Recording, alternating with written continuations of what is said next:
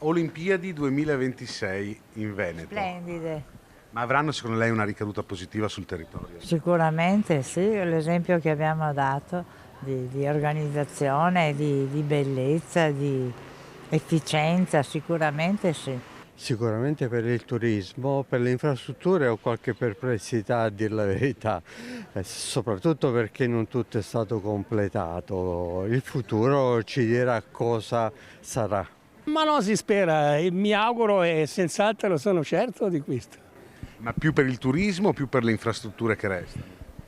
Ma penso per il turismo, ma qualcosa anche per le infrastrutture che rimangono, senz'altro. Magari faranno conoscere determinati luoghi o paesi meno in vista anche ai turisti stranieri e quindi sicuramente sarà un ritorno positivo, ecco. C'è anche la questione infrastrutture, resteranno, saranno un valore aggiunto secondo lei?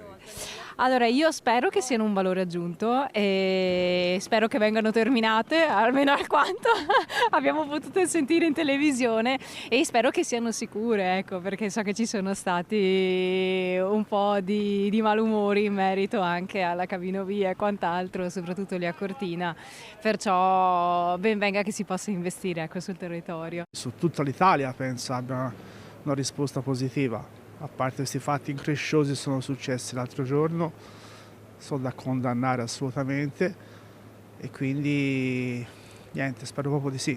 Ma secondo lei più dal punto di vista turistico o anche di infrastrutture che restano?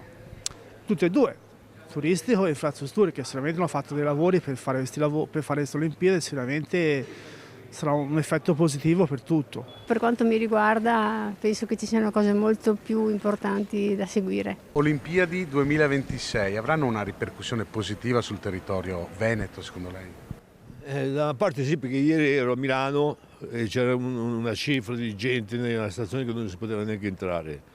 Diciamo, la gente sta andando, è una cosa interessante.